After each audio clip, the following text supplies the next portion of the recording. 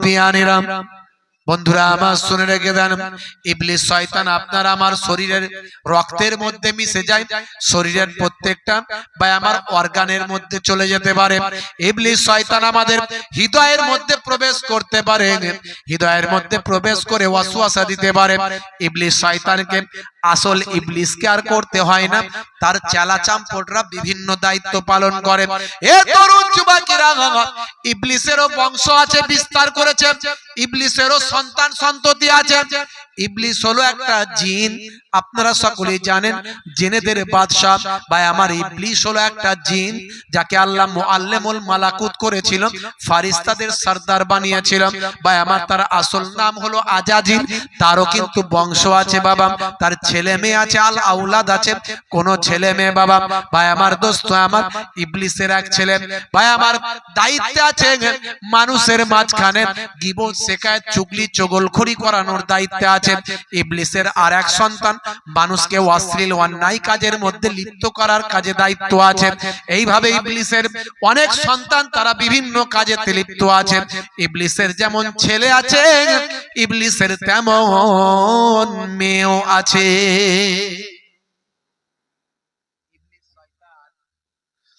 লূত নবীর জামানায় 5টা শহরের মানুষকে এমন ভাবে প্রভাবিত করেছিল যে তারা এমন অশ্লীল কাজে, সমকামিতায় লিপ্ত হয়েছে। আপনারা তাফসীরের মধ্যে ঘটনাটা এসেছে, আপনারা অনেকে জানেন, অনেকে শুনেছেন। হে তরুণ যুবকেরা, এমন অশ্লীলতায় তারা লিপ্ত হয়ে গেল, তারা সমকামিতার মধ্যে লিপ্ত হয়ে গেল। নিজেদের স্ত্রীর সঙ্গে তারা দূরত্ব বাড়ালো, স্ত্রীর সহচর্যে তারা আর যায় না। হে তরুণ যুবকেরা, হে আমার মুরব্বিয়ানেরা, ইবলিসের এক ভাই আমার আওলাদ এসে, ইবলিসের এক চেলা এসে লূত নবীর মানুষদের, লূত নবীর জামানার মানুষদের মধ্যে এমন আচরণ প্রবেশ করাতে লাগলো। হে তরুণ যুবকেরা, হে আমার মুরব্বিয়ানেরা, তারা বাবা সমকামিতায় এমন লিপ্ত হলো, সেই জামানার মানুষেরা অশ্লীল অন্যায় কাজের মধ্যে লিপ্ত হতে লাগলো। ভাইরা আমার, তরুণ যুবকেরা আমার, আমার আল্লাহ সমকামিতা হারাম করেছেন, জঘন্য অপরাধ বলে আমার আল্লাহ কোরআন মাজিদে ঘোষণা করে দিয়েছেন। হে তরুণ যুবকেরা, হে আমার বন্ধুরা, কিন্তু ইবলিস শয়তান, সে তো মানুষকে জাহান্নামে নিয়ে যেতে চায়। তাই আমার আল্লাহ যেটা নিষেধ করেছেন, সেই নিষেধ করা কাজের দিকে মানুষকে ধাবিত করতে চায়। আমার আল্লাহ মদ খাওয়াকে হারাম করেছেন, কথা ঠিক না বল? কথা ঠিক না বল? মদ খাওয়া, খামার, মদ সম্পর্কে আয়াত নাজিল হয়েছে কোরআন মাজিদে, আল্লাহ মদ সম্পর্কে আয়াত নাজিল করেছেন। কিন্তু এখন মুসলমানের অনেক সন্তান রাতের বেলা লুকিয়ে লুকিয়ে সোপের সামনে গিয়ে হাতটা গলিয়ে দিয়ে লাল পানির বোতলটা নিয়ে চানাচুর ভাজা দিয়ে চালিয়ে যায়। আবার লোকে যদি বলে মদ খাচ্ছিস, বলে মদ নয়, মেডিকেল জুস, কথা ঠিক না ভুল? মদকে মেডিকেল জুস বলে চানাচুর ভাজা দিয়ে, মুরগির কষা দিয়ে চালায়। হ্যাঁ, আবার খাবার সময় আবার বিসমিল্লাহ বলে, বলে হুজুররা বলে কিছু খেলে বিসমিল্লাহ বলতে হয়, জানিস না? হে তরুণ যুবকেরা, আমার আল্লাহ যেটা নিষেধ করেছে মানুষ সেটা করে। ইবলিস শয়তান আল্লাহর নিষেধ করা জিনিসের দিকে মানুষকে ধাবিত করতে চায়। লূত নবীর জামানায় মানুষকে সমকামিতার দিকে ধাবিত করতে থাকে। হে তরুণ যুবকেরা, হে আমার মুরব্বিয়ানেরা, শুনে রেখে দিন বাবা, জেনে রেখে দিন বাবা। হে মুসলমান, একটুখানি লক্ষ্য করুন, এমন সময় দেখতে পাওয়া যায় সেই জামানার মানুষগুলো সব সমকামিতায় লিপ্ত হয়ে গেল।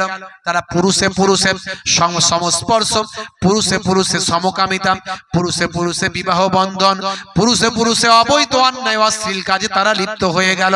এটা অত্যন্ত জঘন্য ব্যাপার, একেবারে নিকৃষ্ট কাজ। পৃথিবীর ইতিহাসে এর থেকে নিকৃষ্ট অপরাধ আর কিছু হয় না। হে তরুণ যুবকেরা, কিন্তু আজকের যুগেও সমকামিতা পৃথিবীর অনেকগুলো দেশে বৈধ, কথা ঠিক না ভুল?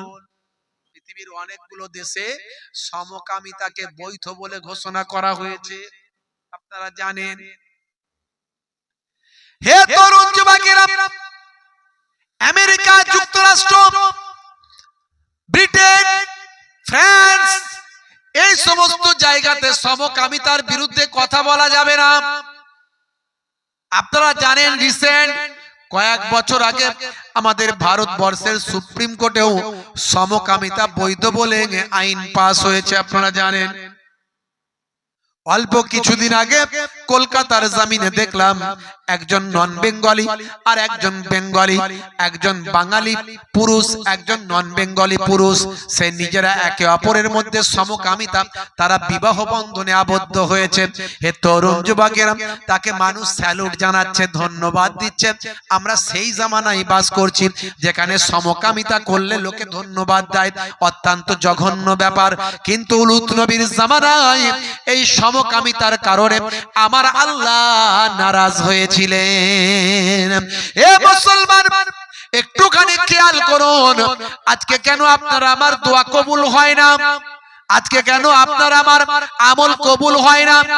আজকে কেন আমাদের সমাজে এত অন্যায়, এত অবিচার, এত আমরা কেন লজ্জিত, অপমানিত? আজকে আমাদের সমাজের মধ্যে কেন এত অশান্তি? আজকে আমাদের সমাজের মধ্যে কেন শান্তি নাই? আজকে আমরা কেন এত অপরাধ, এত অন্যায়ের মধ্যে আছি? হে তরুণ যুবকেরা, আমাদের মনের কেন শান্তি নাই? তার কারণ হলো সমাজের মধ্যে পাপ অনেক অনেক গুণে বেড়ে গেছে। পাপ বেড়েছে না কমেছে? জোরে বলেন। পাপ বেড়ে গেছে। একেবারে ছেলে মেয়ে ছোট বাচ্চা দেখবেন, বাচ্চারা বাপের কথা শুনছে না, তারা বিভিন্ন রকম অশ্লীল ভাবে, অন্যায় ভাবে আচরণ করছে। ঘন্টার পর ঘন্টা মোবাইল, পিতা মাতার কথা শোনে না, গেম চালাচ্ছে, ফ্রি ফায়ার, পাবজি খেলছে। ঘন্টার পর ঘন্টা লটারি, আপনার কি বলে ওই মোবাইলে আপনার লুডু, মোবাইলে সাপ খেলা, মোবাইলে গুলি চালানো, বিভিন্ন রকম এই সব নিয়ে ব্যস্ত থাকছে। যুবকেরা এমন কোন অন্যায় নাই তারা করে না, নায়ক গায়কের তারা অনুসরণ করছে, তাদের মতো চালচলন করছে। হাতে বালা, কানে দুল, বুঝতে পারছেন, গলায় সোনার চেন, পায়ে কালো কার, হাতে ধাগা।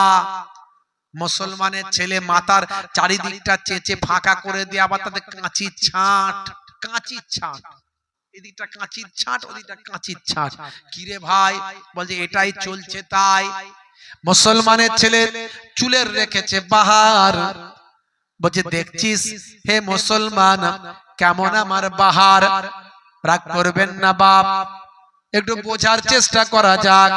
মুসলমানের ছেলে হাতে পড়েছে বালা, কানে লাগিয়েছে দুল, পায়ে পড়ছে কালো কার, বলছে আমার কাছ থেকে দেখছিস আমার কতবার।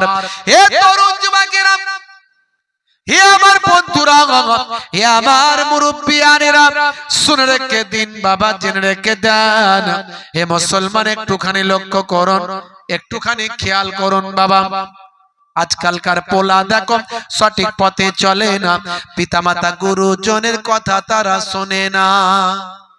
আজকালকার পোলা দেখো সঠিক পথে চলে না, পিতামাতা গুরুজনের কথা তারা শোনে না। চুলগুলো ছোট ছোট, প্যান্ট শার্ট আটো সাটো, সুজোরা পায়ে দিয়ে, পেছনে ব্যাগ নিয়ে, লাল লাল জুতো পায়ে, চোখে কালো চশমা, দুই চোখ মেলে খোঁজে বেদের মেয়ে জোসনা। গায়ে হাতে ট্যাটু আঁকা, হেঁটে চলে আঁকা বাঁকা। গায়ে হাতে ট্যাটু আঁকা, দেখছেন না, ছবি আঁকছে গায়ে হাতে, আছে না নাই মুসলমানের ছেলেদের? গায়ে হাতে ট্যাটু আঁকা, হেঁটে চলে আঁকা বাঁকা। কাছে গেলে দেখা যায় পুরুষ মানুষ না, ওটা হলো মিদ্যে পাড়ার মিস্টার সোহেল রানা, ওটা হলো মিদ্যে পাড়ার মিস্টার সোহেল রানা। আগের মতো মানুষ তো আর কি বলবো ভাই, সঠিক মানুষ হলো না। এ তরুণ যুবকেরা, মুসলমানের নারী হয়েছে আনারি, এরা বলছে টিভি, ওরা বলছে বিবি। মুসলমানের নারী করছে বাড়াবাড়ি, হাতে ধরেছে কাটারি, বলছে বেরিয়াই শ্বশুর শাশুড়ি। লাল শাড়ি লাল টিপ লাল আঁচল মাথায় নাই, সবুজ শাড়ি সবুজ টিপ সবুজ আঁচল মাথায় নাই, পিঠটা তাদের ফাঁকা, বলছে যত তাকাবি তাকা। साले को मिले गोश्त रोटी बाप को ना मिले सुखा, साला যখন আসে বৌমা তখন হাসে, ভাই এসেছে ভাই হালুয়া রুটি খাওয়ায়, হাইব্রিড রসগোল্লা গুজে গুজে খাওয়ায়, বুড়ো শ্বশুরটা বসে আছে একটা হাইব্রিড রসগোল্লা সেদিকে যায় নাই, আছে না নাই? বিপদ আসবে না পালাবে, বিপদ আসবে না পালাবে, রাগ করবেন না বাপ। হে তরুণ যুবকেরা, আমার আল্লাহ নারাজ হয়ে যায়, কিন্তু আমরা নবী উম্মতে মুহাম্মাদি, আমরা এই জন্য আমাদের উপর একসঙ্গে গজব আসে না, মাঝে মাঝে আসে। আইলা এসেছিল না আসেনি, লাইলা এসেছিল না আসেনি, সুনামি আমফান, কি গো কত মানুষ ঠান্ডা হয়ে গেছে, গাইঘাটার ঝড়, গাইঘাটার ঝড়, কই মাছ গাছের উপরে ঝুলছে, দেখেছেন তো? তাহলে আমার আল্লাহর ক্ষমতা আগের মতো আছে না নাই? আছে। টাইমে টাইম আল্লাহ মাঝে মাঝে দেখাচ্ছে। কিছুদিন আগে করোনা গেল, করোনা। হে তরুণ যুবকেরা, আবার আমার আল্লাহ কখন কি দিয়ে দেবেন আমরা কেউ জানি না, কিন্তু আগে থেকে প্রস্তুতি আমরা থাকি না। আল্লাহ বলছেন নামাজ তুই ছাড়বি না, কিন্তু আমরা বলছি নামাজ আমরা পড়ব না, সারা রাত ওয়াজ শুনবো, সকাল বেলা আবার যেমন কে তেমন হয়ে ঘুরতে থাকবো, বরং সকাল বেলা আবার লটারির টিকিটটা ভালো করে কাটতে যাব। মনে মনে চিন্তা করি সারা রাত ওয়াজ শুনেছি ভাই, যেন সকাল বেলা লটারির টিকিটে 5 লাখ লেগে যায়। ওয়াজ শুনেছি বলে যেন আরো তাড়াতাড়ি লেগে যায়। করবেন না বন্ধুরা, আমার তরুণ যুবকেরা, আমার হে আমার বন্ধুরা, হে আমার মুরব্বিয়ানেরা, শুনে রেখে দেন, লূত নবীর জামানায় মানুষগুলো সব সমকামিতায় লিপ্ত হয়ে গেল। তারা আর নারীদের কাছে যায় না, নারীদের সঙ্গে তাদের সম্পর্ক নাই, তারা পুরুষে পুরুষে এতটাই লিপ্ত হয়ে গেছে, পুরুষে পুরুষে এতটা অশ্লীল কাজে তারা মত্ত হয়ে গেছে যে নারীদের, তাদের আর নারী সমাজের কোনো প্রয়োজন নাই। ভাই আমার বিবাহিত স্ত্রীর সঙ্গে তারা থাকে না, বিবাহিত স্ত্রীর সঙ্গে তারা সদ্ব্যবহার করে না, বিবাহিত স্ত্রীর সঙ্গে তারা মেলামেশা করে না, বিবাহিত স্ত্রীর সঙ্গে তারা সংসার যাপন করে না। হে তরুণ যুবকেরা, হে আমার মুরব্বিয়ানেরা, এই নারী জগতের মধ্যে তৎকালীন যুগে নারীদের মাঝখানে একটা হতাশা গ্রাস করল। হে তরুণ যুবকেরা, হে আমার বন্ধুরা, শুনে রেখে দিন বাবা, জেনে রেখে দেন, ইবলিস শয়তান চিন্তা করলো এই নারী সমাজকেও আমার পাপের মধ্যে ডোবাতে হবে, এই নারীদের মাঝখানেও আমার পাপকে পৌঁছে দিতে হবে। শুধু পুরুষগুলো জাহান্নামায় যাবে এটা নয়, নারীগুলোও জাহান্নামায় পাঠাতে হবে। তাই নারীদেরকে কেমন করে জাহান্নামায় পাঠাবো? হে আমার তরুণ যুবকেরা, ইবলিস শয়তানের একটা কন্যা, সে খুব সুন্দরী। ইবলিস শয়তানের একটা মেয়ে আছে, সে খুব সুন্দরী মহিলা। হে তরুণ যুবকেরা, ইবলিস শয়তান হলো জিন, জিনের কন্যা জিন। মনে রাখবেন বাবা, সে কিন্তু ভীষণ সুন্দরী, নাম তার হলো লাকিস। লাকিস, তার নাম হলো লাকিস। এই লাকিসকে ইবলিস শয়তান পাঠিয়ে দিল লূত নবীর জামানায়, নারীদের কাছে চলে যাও। নারীদের কাছে চলে গেল লাকিস। হে তরুণ যুবকেরা, নারীদের কাছে গিয়ে নারীদের দুঃখ যন্ত্রণা কষ্টের তারা সে ফায়দা নিতে লাগলো।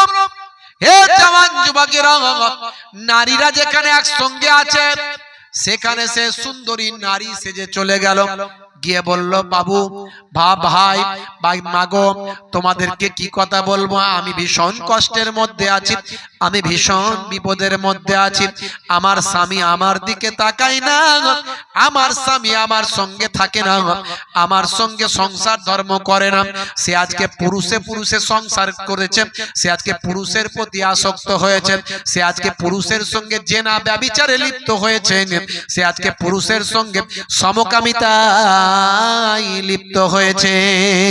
কিন্তু আমার মতো সুন্দরী আজকে আমার সঙ্গে তার সম্পর্ক নাই, আমাদের চাহিদা, আমাদের ব্যবহার, আমাদের যা প্রয়োজন সেটা সে আমার স্বামী কোনো লক্ষ্য রাখে না।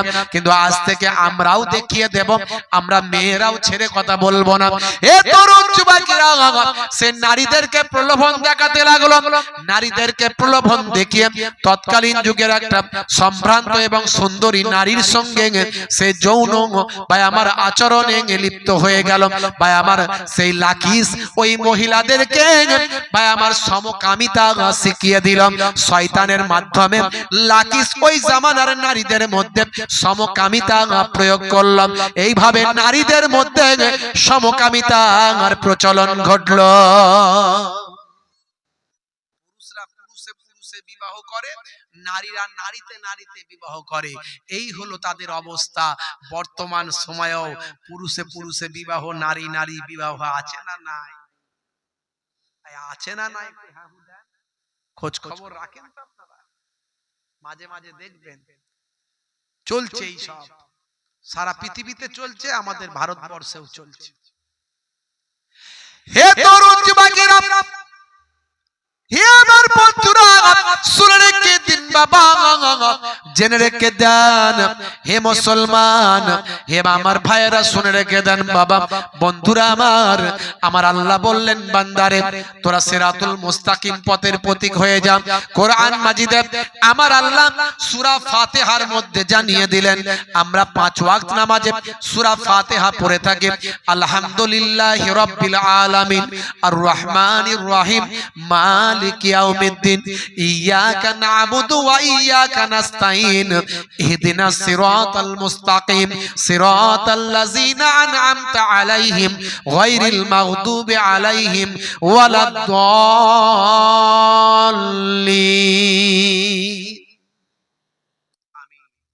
আমরা কি বলি? ইহদিনাস সিরাতাল মুস্তাকিম, আল্লাহ আমাদেরকে সঠিক পথে, সরল পথে পরিচালিত করো। গায়রিল মাগদুবি আলাইহিম ওয়ালাদ-দাল্লিন, ওই পথে নয় যে পথে ক্ষতিগ্রস্ত হব, যে পথে ধ্বংসপ্রাপ্ত হব, তাদের পথে পরিচালিত করো না, যাদেরকে তুমি ধ্বংসপ্রাপ্ত করে দিয়েছো ওই পথে নয়। এটা কারা? আল্লাহর দুশমন যারা, আল্লাহর হুকুমের বাইরে চলেছে যারা। হে তরুণ যুবকেরা,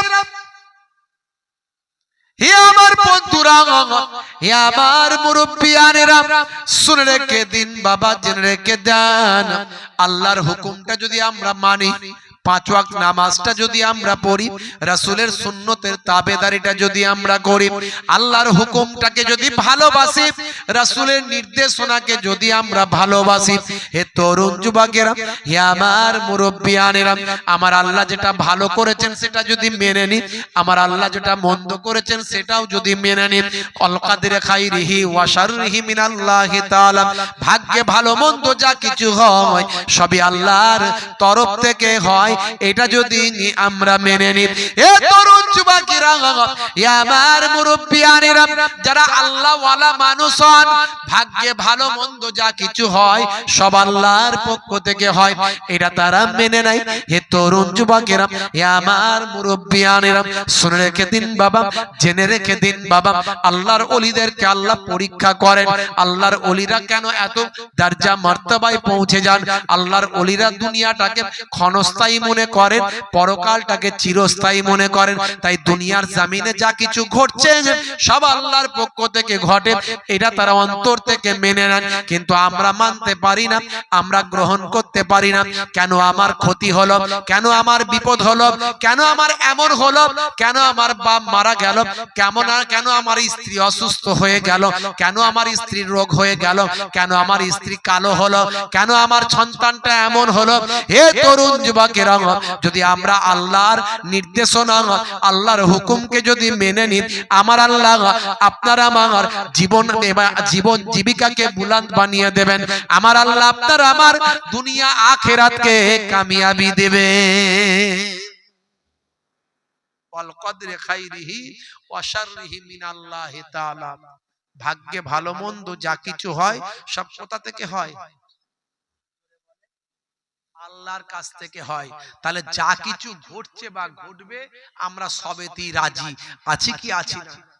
জোরে বলেন আছি না আছি না? কারা কারা আল্লাহর নির্দেশকে প্রাধান্য দিয়ে যা কিছু ঘটছে যা কিছু ঘটবে সব আল্লাহর কাছ থেকে হচ্ছে বলে আর কারা কারা রাজি থাকতে পারবেন একটু হাতটা তুলে দেখান তো দেখি। মাশাআল্লাহ, আল্লাহর উপর ভরসা রেখেছেন তাহলে মাশাআল্লাহ। চার ইমামের এক ইমাম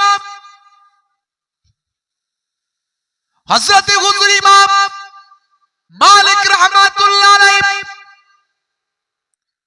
মস্ত বড় একজন ইমাম, মস্ত বড় একজন আল্লাহর ওলি বান্দা। হে তরুণ যুবকেরা, হে আমার মুরব্বিয়ানেরা, শুনে রেখে দিন বাবা, জেনে রেখে দিন বাবা, কত বড় আল্লাহর ওলি, কত বড় আল্লাহর মাহবুব বান্দা জানেন বাবা? হযরত ইমাম, চার ইমামের এক ইমাম হযরত ইমাম মালিক রাহমাতুল্লাহ আলাইহি বাবা। হে তরুণ যুবকেরা, বিশ্ব নবীকে এতটা ভালোবাসতেন, বিশ্ব নবীর এমন আশিক ছিলেন, মদিনা শরীফের জমিনে তিনি কোনোদিন জুতো পায়ে দিয়ে হাঁটতেন না। মদিনা শরীফের জমিনে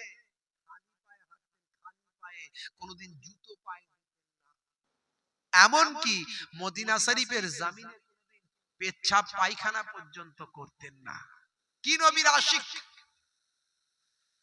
কেমন নবীকে ভালোবেসেছেন। পেচ্ছাপ পায়খানার প্রয়োজন হলে হুদুদে মদিনা, মদিনার যে বর্ডার, সেই বর্ডারে চলে যেতেন। একটা পা বর্ডারের এপারে, একটা পা বর্ডারের ওপারে। পেচ্ছাপ পায়খানা যা কিছু প্রয়োজন সব বর্ডারের ওপারে করতেন, আর পাটা এপারে রাখতেন, আর নিয়ত করতেন, আল্লাহ যদি এই সময়তেও আমার মওত দাও, তাহলে যেন টলে গিয়ে আমি মদিনার জমিনে মরি। কি নবীর আশিক, কি রাসূলের আশিক, একটু চিন্তা করুন, একটু ঠান্ডা মাথায় চিন্তা করুন কতটা নবীকে ভালোবাসতেন আর আমরা কতটা ভালোবাসি। নবীর একটা সুন্নত আমরা রাখতে পারি না। মুখে দাড়ি রাখতে লজ্জা লাগে আমাদের, লোকে কি বলবে। এখন নায়ক গায়ক খেলোয়াড় প্লেয়াররা মুখে দাড়ি রাখতে তাদের লজ্জা লাগে না, আমাদের লাগে। আর আমরা নবীকে ভালোবাসি বলি। ছোট হোক বড় হোক রাখুন, নবীর সুন্নত মনে করে রাখুন। হে তরুণ যুবকেরা, হে আমার বন্ধুরা, শুনে রেখে দিন বাবা, জেনে রেখে দেন। হে মুসলমান, একটু লক্ষ্য করুন বাবা, বন্ধুরা আমার, তরুণ যুবকেরা আমার, বন্ধুরা আমার, মুরব্বিয়ানেরা, ভাই আমার, দোস্ত আমার, তিনি হজ করেছিলেন, আল্লাহর বাইতুল্লাহ শরীফ তওয়াফ করেছিলেন। আল্লাহর বাইতুল্লাহ শরীফ তওয়াফ করার পরে এবার মদিনার জমিনে থাকতেন, সব সময় আল্লাহর দরবারে দোয়া চাইতেন, আল্লাহ যেন আমার মওতটা মদিনার জমিনে হয়।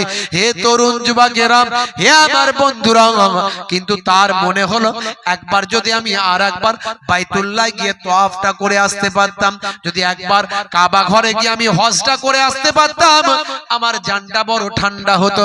কিন্তু গ্যারান্টি তো নাই যে আমি কাবা ঘরে গিয়ে মক্কার জমিনে আমার মওত হয়ে যেতে পারে।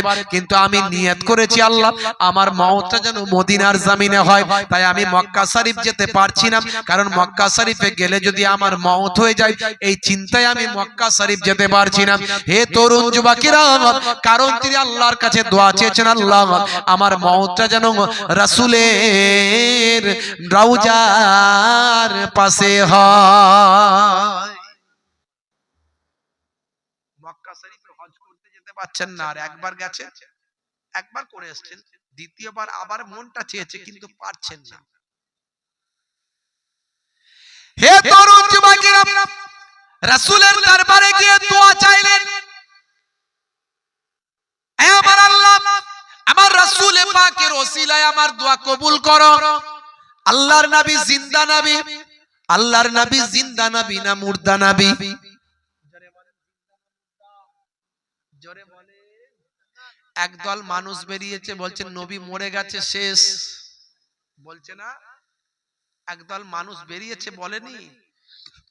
কেউ আবার রাজমিস্ত্রি ছিল এখন শায়েখ হয়ে গেছে, কেউ আবার এখন কি বলে আপনার ভাইরা আমার, তরুণ যুবকেরা আমার, মুরব্বিয়ানেরা আমার, আগে আগে মোবাইল রিপেয়ারিং করতে এখন শায়েখ হয়ে গেছে।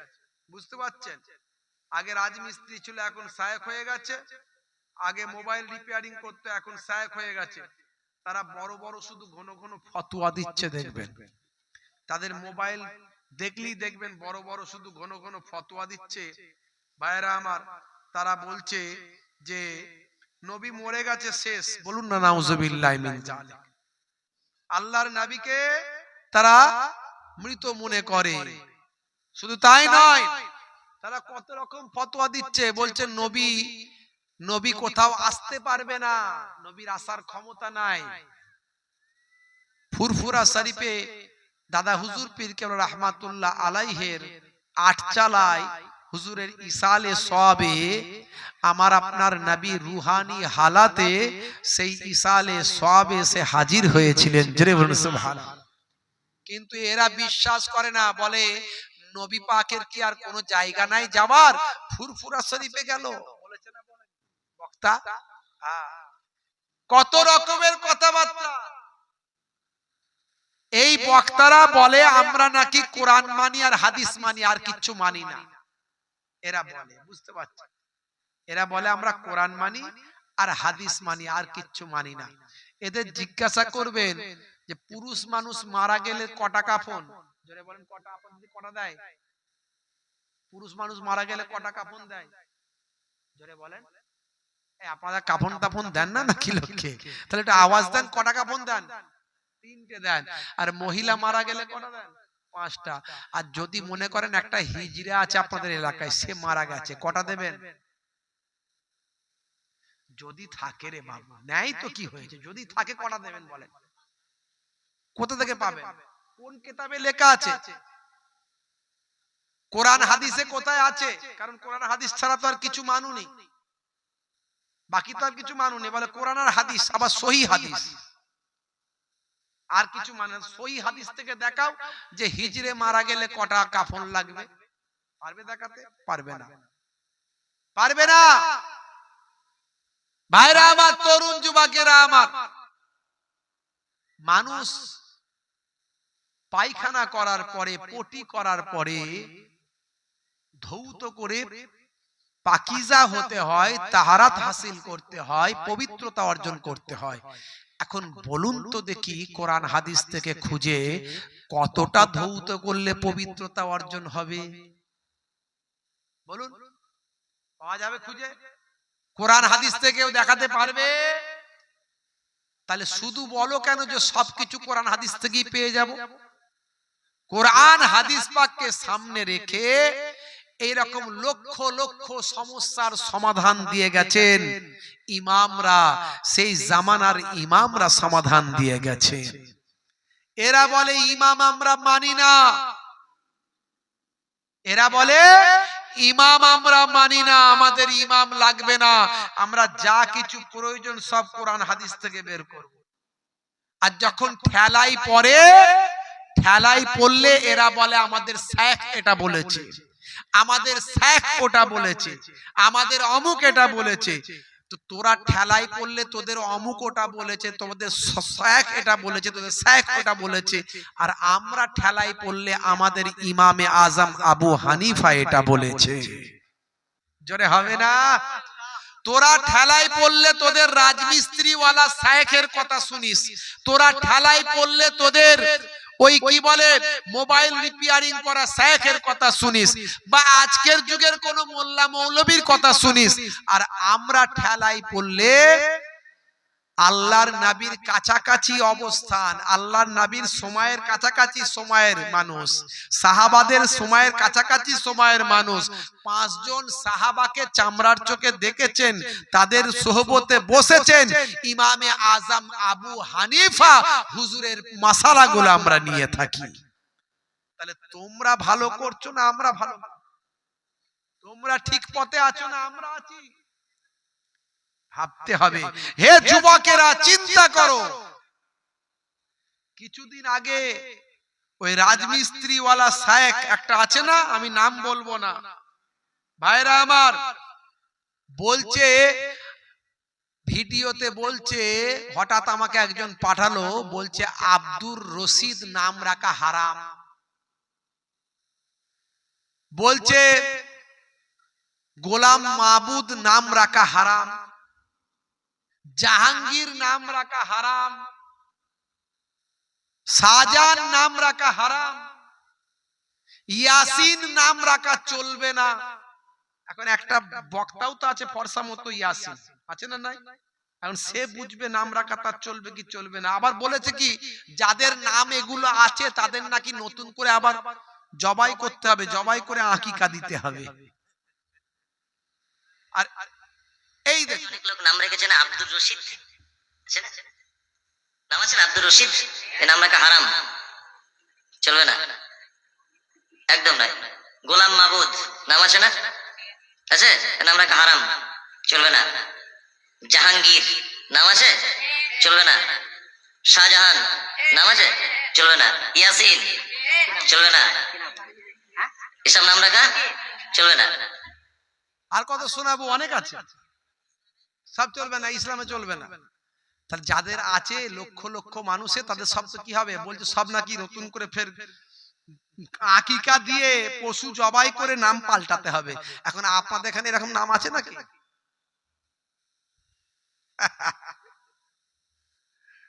বলছে আব্দুর রশিদ নাকি কোরআনে নাই, আব্দুর রশিদ নাম কোরআনে নাই। আল্লাহর নামের আগে আব্দু শব্দ লাগানো যাবে না। আল্লাহর নাম না, সে নাম রাখা ইসলামে না জায়েজ। শাহজাহান নাম আছে, চলবে না। ইয়াসিন চলবে না, এসব নাম রাখা চলবে না। যে নামের অর্থ হয় না সে নাম রাখা ইসলামে না জায়েজ, চলবে না। আল্লাহর নামের আগে আব্দু শব্দ লাগানো যাবে না। আল্লাহর নাম রশিদ, আল্লাহর নাম আছে নাকি? নাই। রশিদ আল্লাহর নাম নাই। সাবধান, কিছু লেজুর বললাম, এইরকম শায়েখ, এইরকম শায়েখ ও জানে না যে রশিদ আল্লাহর নাম আছে কিনা। কোরআন মাজিদ খুলে দেখো, 99টা আল্লাহ সিফাতি নাম আছে, তার মধ্যে একটা হলো আর রশিদ, আছে না নাই? আর রশিদ শেষের দিকে দেখবেন আর রশিদ আছে, বুঝতে পারছেন তো? আর রশিদ নামটা আল্লাহর নাম, অথচ বলছে এই নামটা রাখা চলবে না। কেন ভাই? না, বলছে রশিদ তো আল্লাহর নাম নাই, তাহলে আব্দুল কেন বসিয়েছো? সে জানি না যে রশিদ আল্লাহর নাম আছে, রশিদ আল্লাহর নাম আছে। তাহলে সেই নামের কারণে ভাইরা আমার, তরুণ যুবকেরা আমার, মুরব্বিয়ানেরা আমার, এই আব্দুল কথাটা ব্যবহার করা হয়েছে। রশিদ শব্দের অর্থ হলো, আর রশিদ শব্দের অর্থ হলো সঠিক পথ, সঠিক পথ। এটাও একটা আল্লাহর সিফাতি নাম। আর জাতি নাম আল্লাহর কটা? একটা।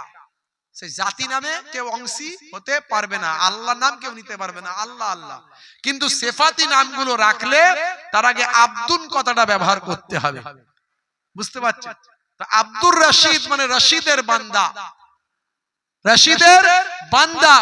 তো কোরআন মাজিদে আল্লাহর নামের 99টা যে সিফাতি নাম আছে, তার মধ্যে একটা হলো আর রশিদ। এই নামটা যে রাখা যায় এবং এর আগে যে আব্দুল শব্দ ব্যবহার করা যায়, তাও সে জ্ঞান নেয়, অথচ সে বড় শায়েখ, ঘন ঘন শুধু ফতোয়া দিচ্ছে, ফতোয়া দিচ্ছে, বুঝতে পারছেন? আখেরি জামানা বলছে শাহজাহান নাম রাখা যাবে না। শাহজাহান, এই বাদশাহ শাহজাহান ছিল না? ছিল না? জোরে বলেন, ছিল না? ছিল না? এই আপনাদের এই সন্দেশখালির দিকে একজন শাহজাহান সাহেব আছে না নাই? কি গো, এই এখন ইন্টারনেটে খুব জোর চলছে, মোবাইল খুললি শাহজাহান সাহেবের নাম, বুঝতে পারছেন? আমি আজকে সন্দেশখালির ওদিকে ছিলাম দিনের বেলা, সন্ধ্যাবেলা। আমি বললাম যে কি ব্যাপার এখানে শাহজাহান সাহেবের এরম এরম ব্যাপার শুনছি, আমি তো ভালো করে জানি না ব্যাপারটা কি। বলে লোক কিন্তু ভালো, এলাকার লোক বলছে বলছে এট এ টাইম 20,000 মানুষ কিন্তু বেরিয়ে এসেছে। আমি বললাম অত শত বুঝি না বাবু, তো যাই হোক, তো এসেছিল সব নাকি ওপর থেকে কারা সব এসেছিল, বিরাট গন্ডগোল। তো যাই হোক, সে আইনের ব্যাপার, আইন বুঝবে, আমারও তো কিছু বলার নাই, কিন্তু ওখানকার লোক কিন্তু বিরাট নাম করছে। যাই হোক বন্ধুরা আমার, তরুণ যুবকেরা আমার, তো শাহজাহান নাম আছে না নাই? শাহজাহান মানে কি? এই জাহানের বাদশাহ। এই জাহান আর ওই জাহান এক? আল্লাহর সঙ্গে বান্দার তুলনা করা যাবে? বলছে শাহজাহান মানে জাহানের বাদশাহ। ওর বক্তব্য হলো জাহানের বাদশাহ মানে আল্লাহ। ওনার বক্তব্য কি? জাহানের বাদশাহ মানে আল্লাহ। কিন্তু এটা ভাবা উচিত যে এই মানেকে ওই মানের সঙ্গে লাগালে চলবে না, এই শব্দের ব্যবহার ওই শব্দের সঙ্গে করা চলবে না। এরকম হাজারো শব্দ আছে যার এখানকারের অর্থ আলাদা আর পরকালের অর্থ আলাদা। যেমন বন্ধুরা আমার, তরুণ যুবকেরা আমার, মুরব্বিয়ানেরা আমার, কেতাবুন মানে কি? বই। কেতাবুন মানে কি? বই।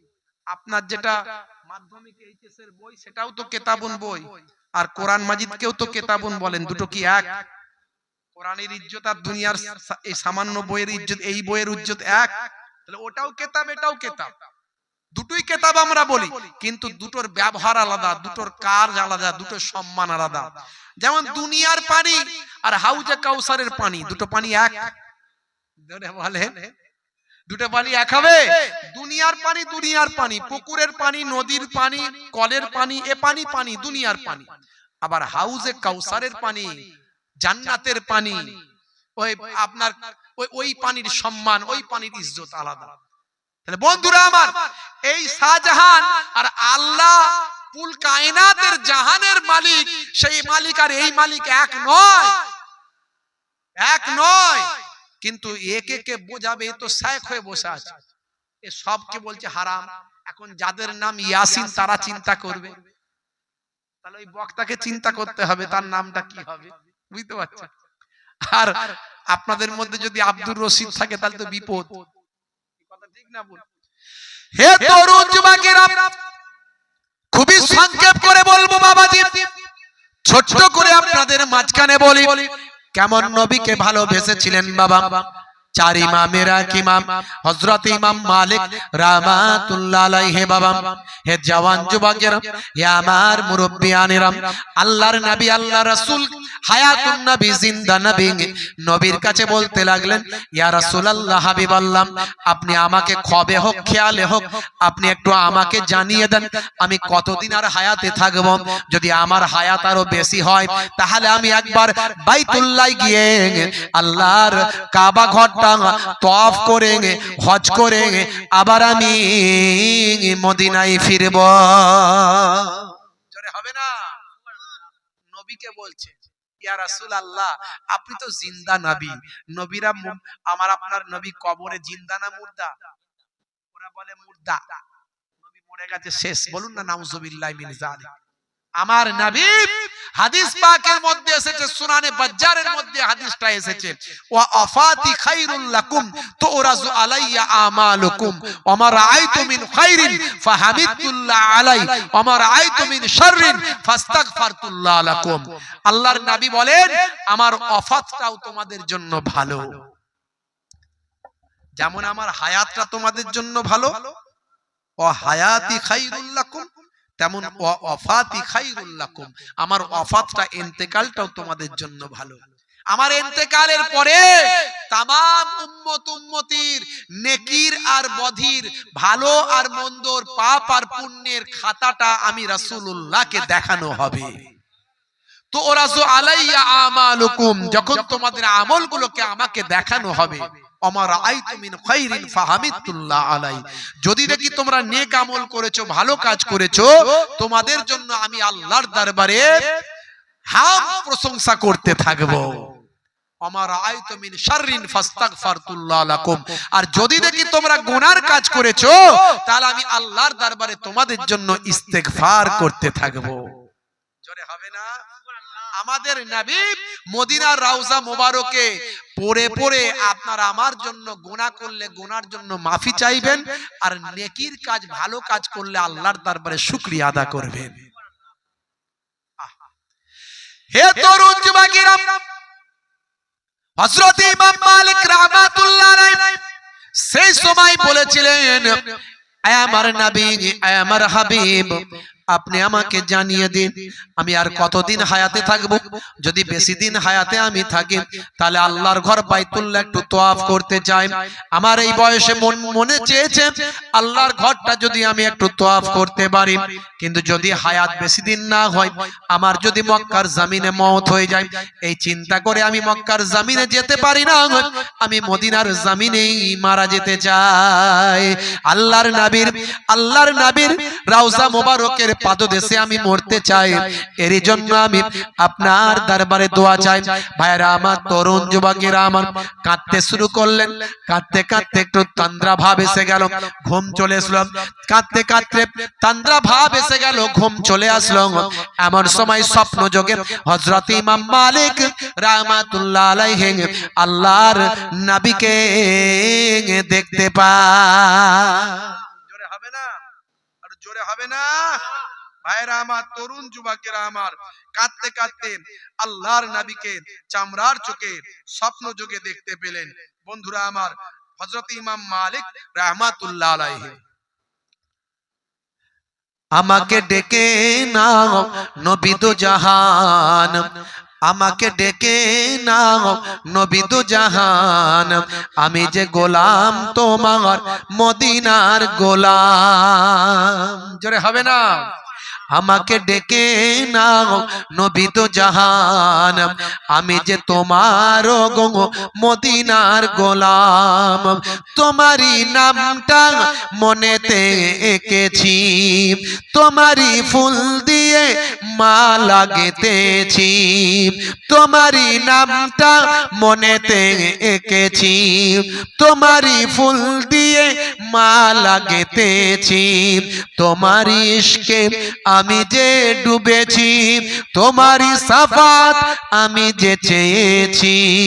আমাকে ডেকে নাও নবী দো জাহান, আমাকে ডেকে নাও নবী দো জাহান, আমি যে তোমার গো মদিনার গোলাম। জোরে হবে না? হে তরুণ যুবকেরা, এমন সময় আল্লাহর নবীকে বললেন, স্বপ্ন যোগে আল্লাহর নবীকে দেখতে পেলেন, দেখে বললেন, ইয়া রাসূলুল্লাহ, হাবিবাল্লাহ, আমি আর কতদিন দুনিয়ার জমিনে হায়াতে থাকব? যদি আমার হায়াতটা বেশি দিন হয় তাহলে আমি আল্লাহর বাইতুল্লাহ একটু তওয়াফ করতে চাই, মনটা একটু চাই।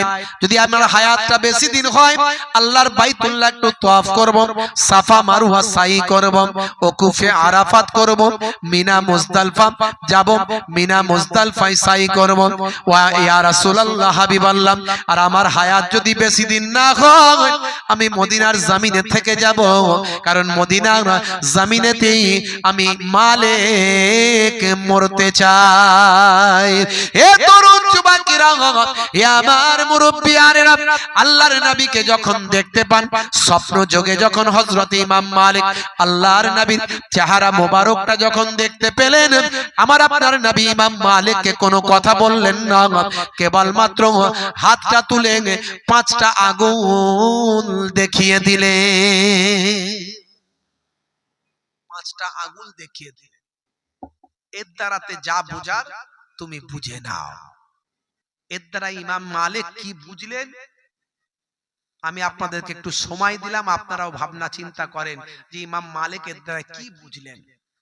মাঝখানে আমি একটু কথা আরো বলে নি, পরে আমি আপনাদের বলে দেব। আপনারা বুঝতে না পারলে নিশ্চয়ই বলে দেব যে 5 দ্বারায় কি বোঝানো হলো। 5 বছর না 5 মাস না 5 দিন না 5 ঘন্টা কি বোঝানো, আমি বলে দেব। হে তরুণ যুবকেরা, এই ইমাম মালিকের যিনি আব্বা জান, ভাইরা আমার, তরুণ যুবকেরা আমার, আমর বিন আনাস, হে তরুণ যুবকেরা, আমর বিন আনাস তিনিও একজন আল্লাহওয়ালা মানুষ ছিলেন। বন্ধুরা আমার, তরুণ যুবকেরা আমার, একটু মন দিয়ে শুনুন। হে মায়েরা, নারীরা, একটু মন দিয়ে শুনুন। মা, আপনাদের জন্য এইটুকু ছোট্ট করে একটু বলে দিয়ে যাই। আনাস বিন আমার আমর বিন আনাস, হে জওয়ান যুবকেরা, তিনি একজন নেককার মানুষ ছিলেন বাবা।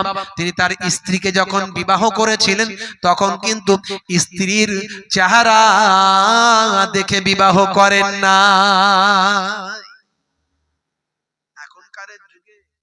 দেখাশোনা করার আগে একবার বাপ দেখবে, একবার মা দেখবে, একবার ভাই আমার ছেলের ছেলের জামাই বাবু একবার দেখবে, ছেলের বোনাই একবার দেখবে। ওরে বাপ রে বাপ, যেন মেয়ে কেনা বেচা হচ্ছে, আছে না নাই? আর ইমাম হযরতে আমর তিনি নিজের স্ত্রীকে দেখে বিবাহ করেননি, শুনে বিবাহ করেছে।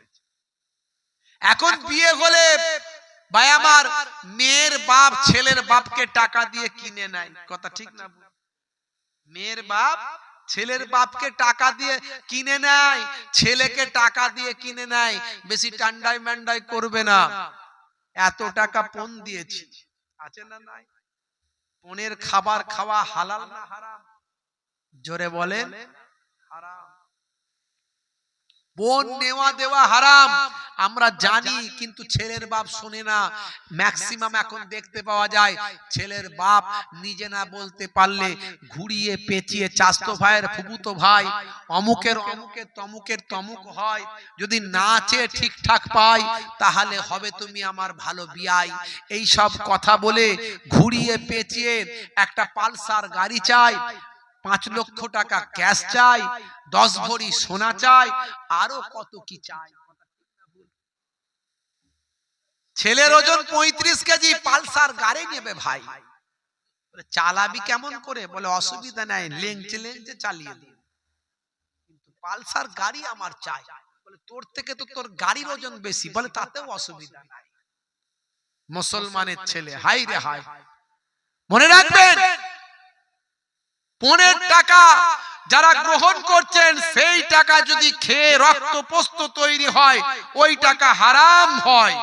পণের টাকা নেওয়া হারাম, পণের খাদ্য খাওয়া হারাম, আর ওই খাদ্য খেয়ে গোস্ত পোস্ত যা কিছু হচ্ছে সব হারাম। বন্ধুরা আমার, তরুণ যুবকেরা আমার, আজকে যুব সমাজকে এগিয়ে আসতে হবে, পণ মুক্ত সমাজ তৈরি করতে হবে। না চেয়ে যদি কিছু কেউ দেয়, ছেলের বাপ দিক আর মেয়ের বাপ দিক, সেটা হলো বেগাইরে মাসালাতিন ফাহুয়া হাদিয়াতুন, না চেয়ে যেটা পাওয়া যায় সেটা হলো হাদিয়া, তোহফা। দেওয়া দরকার ছিল ছেলেকে, মেয়েকে দেওয়া দরকার ছিল মোহর, মোহর দিয়ে বিয়ে করার কথা, কিন্তু উল্টে গেছে, ঘুরিয়ে ফেলেছে ভাই আমার, পণ দিয়ে বিয়ে করে, আর মোহর যেটা ধার্য করে সেটা বলে মাপ, সেটা বলে মাপ, কিন্তু ওটা মাপ করা উচিত নয়, ওটা আপনার দেওয়া উচিত। ইসলাম যা বলেছে সেটা মানা উচিত, কিন্তু হয়ে গেছে উল্টো।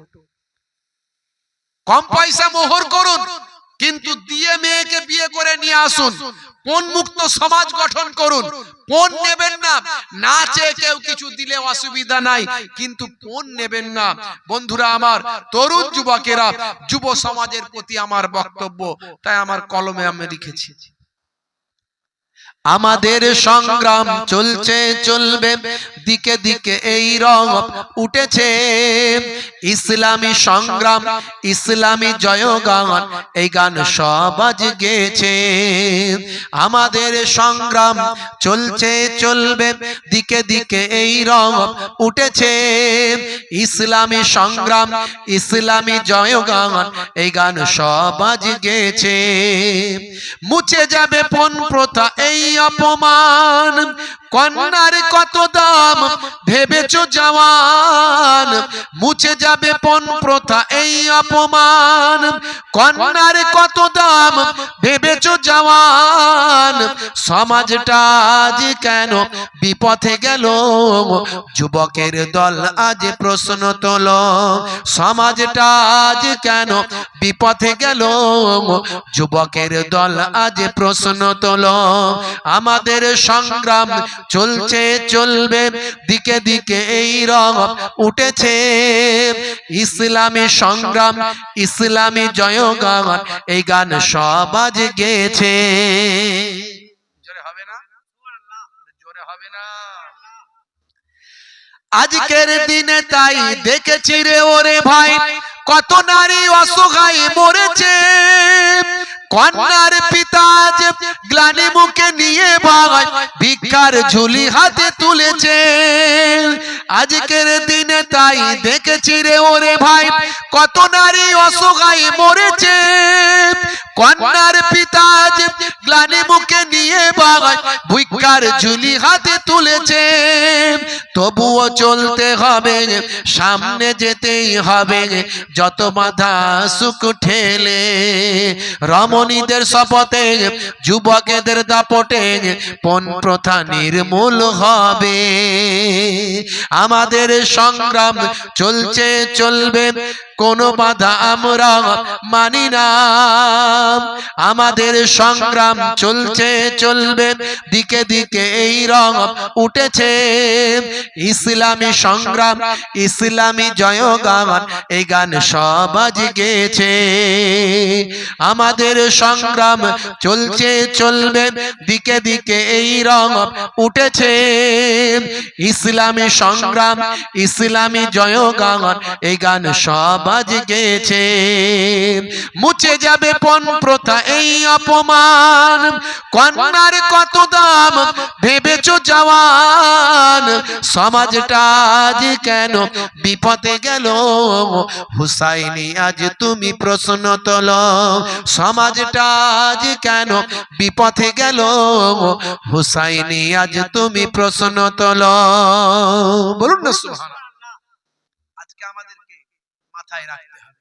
বাপজি আমার আনাস, হযরতে আমর বিন আনাস রাদিয়াল্লাহু তাআলা আনহু, আমর বিন আনাস রাহমাতুল্লাহ আলাইহি, তিনি যে বিবাহ করেছিলেন, স্ত্রীকে না দেখে কেবল শুনে বিবাহ করেছিলেন।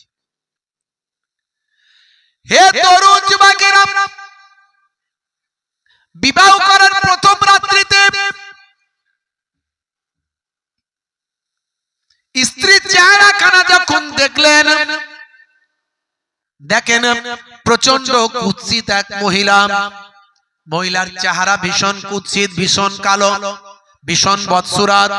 হে তরুণ যুবকেরা, হে আমার মুরব্বিয়ানেরা, এই মহিলার চেহারাখানা দেখে হযরতে আমর তিনি আর তার কাছে যেতে চাইলেন না, তিনি বাইরে বেরিয়ে চলে এলেন।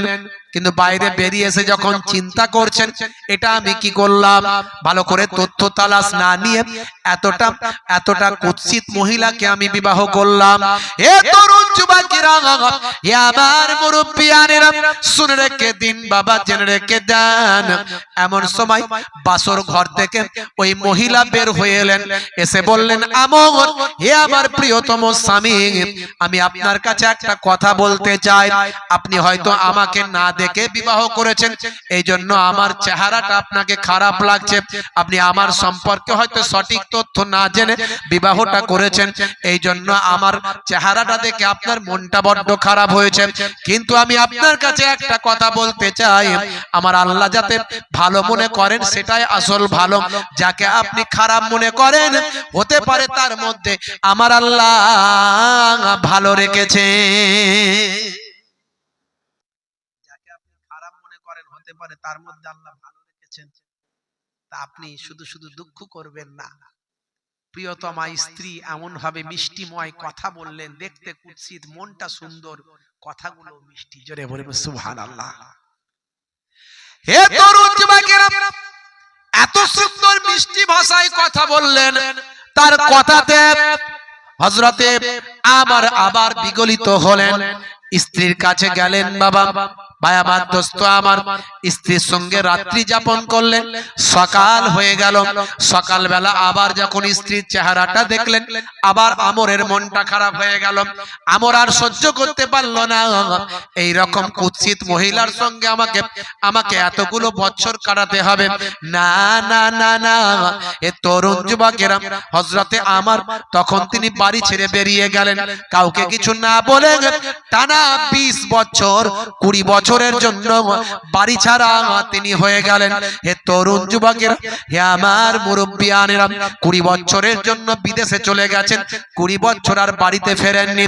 অথচ প্রথম রাত্রি যাপন করার ফলে আমার আল্লাহ আমরের স্ত্রীর পেটে আমার আল্লাহ একটা সন্তানকে পাঠালেন। সেই সন্তান বা আমার জন্ম হলো। জন্ম হওয়ার পরে মা শিক্ষিতা মহিলা, সেই সন্তানকে উপযুক্ত শিক্ষায় শিক্ষিত করলেন। সেই সন্তানের বয়স আজকে প্রায় 19 বছর 20 বছর হতে চলল। ভাই আমার, দোস্ত আমার, সেই সন্তান এমন সন্তান হলো সেই জামানার একজন বিখ্যাত আলেমে পরিণত হলো।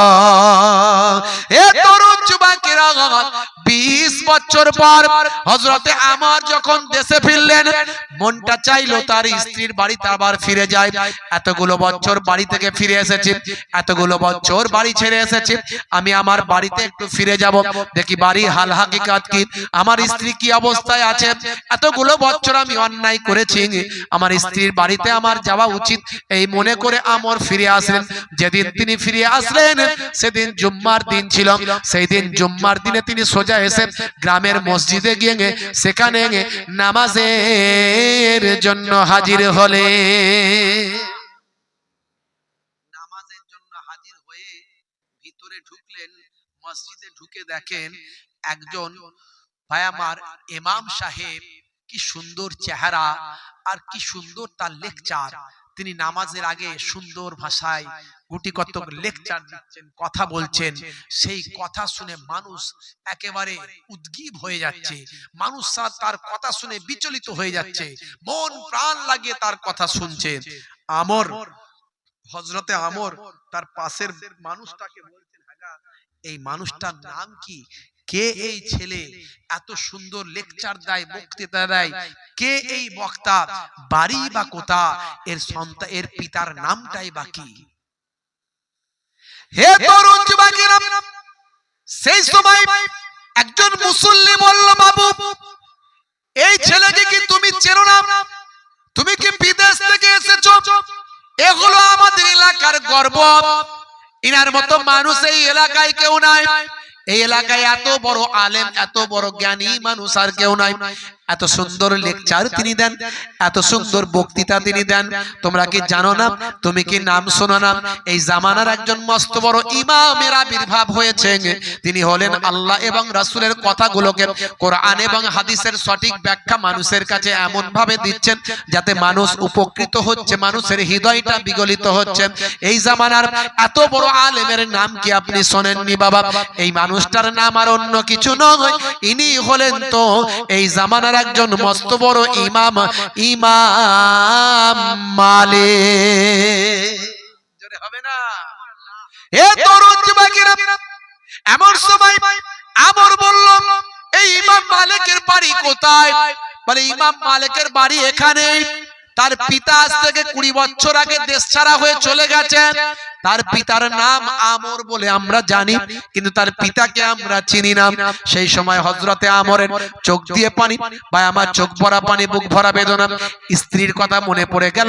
স্ত্রী তখন বাসর রাত থেকে বেরিয়ে এসে বলেছিল, বাসর ঘর থেকে বেরিয়ে এসে বলেছিল, হে আমার প্রিয়তম স্বামী, আমি আজকে কুৎসিত বলে আপনার খারাপ লাগছে, আমি আজকে কুৎসিত বলে আমার কাছে আপনার থাকতে ঘৃণা হচ্ছে, কিন্তু মনে রাখবেন আমি কুৎসিত হতে পারি, আমি যা আমাকে আল্লাহ যা করেছেন তাই আমি, কিন্তু মনে রাখবেন যাকে আপনি ঘৃণা করেন, যাকে আপনি নিন্দা করেন, যাকে আপনি খারাপ মনে করেন, হতে পারে আমার আল্লাহ তার মধ্যে ভালো রেখেছে।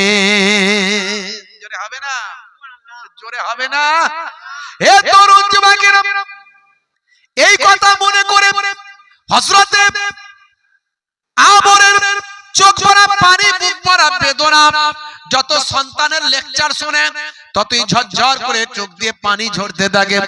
আরে আমার স্ত্রী বলেছিল যে ভালোর খারাপের মধ্যে ভালো নিহিত থাকতে পারে, আজকে ভালোটা কি আমি বুঝতে পারছি। আহা, মনটা বদ্ধ বিগলিত হয়ে গেল, অন্তরটা বড় নরম হয়ে গেল, সহ্য করতে পারে না। এ তরুণ যুবকের যখন তার নামাজটা পড়ানো হলো, ইমাম মালিক যখন নামাজটা পড়িয়ে দিলেন, নামাজটা পড়ানোর পরে আস্তে আস্তে গুটি গুটি পায়ে ইমাম সাহেবের কাছে গিয়ে সালাম মুসাফা করলেন, করে বলেন, বাবাজি, ও বাবাজি, আপনি আমার থেকে বয়সে অনেক ছোট, আমি আপনার থেকে বয়সে অনেক বড়, কিন্তু আপনার কাছে আমার একটা ছোট্ট কথা আছে। বলে কি কথা? বলে আপনি একবার আপনার বাড়িতে যাবেন, আপনার বাড়িতে আপনার আম্মা জানকে গিয়ে বলবেন, জান জান, আপনার আম্মা জানকে গিয়ে বলবেন, যাকে তুমি খারাপ মনে করো তার মধ্যেই ভালো নিহিত আছে। এই কথাটা একজন বৃদ্ধ মানুষ এসেছে, তিনি বললেন সেই মানুষটা দরজার বাইরে আছে, যদি তুমি অনুমতি দাও তবে সেই মানুষটাকে ভিতরে আমি ঢোকাবো। এই কথাটা গিয়ে আপনার আম্মা জান কি বলেন সেটা এসে আমাকে একবার জানাবেন।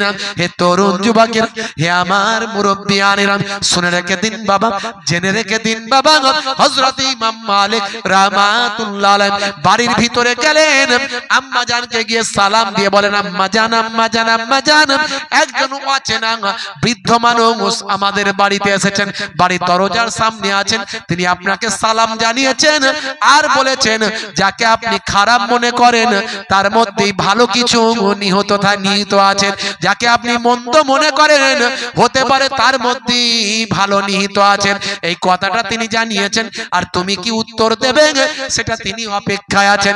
বলার সঙ্গে সঙ্গে আম্মা জানের চোখ ভরা পানি, বুক ভরা বেদনা, ঝরঝর করে কাঁদতে কাঁদতে বলেন, যাও যাও হে বাবা মালিক, ওই বৃদ্ধ মানুষটাকে ঘরে নিয়ে এসো। ওই মানুষটার অন্য কেউ নন, উনি হলেন তোমার আব্বাজান। জোরে হবে না? জোরে হবে না? আমার আপনার ঘরের বউ হলে কি বলতো বলেন তো?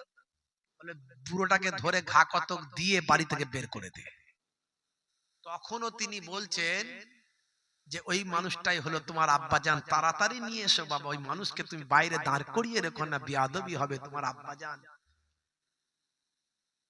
হে তরুণ যুবকেরা, হে নারীরা, মায়েরা, নিজেদের আখলাককে ঠিক করুন, চরিত্রকে ঠিক করুন, স্বামীকে ভালোবাসুন, পিতাকে ভালোবাসুন, সন্তানকে সুশিক্ষায় শিক্ষিত করুন, একটু পর্দার মধ্যে, হেফাজতের মধ্যে বাইরে বের হন।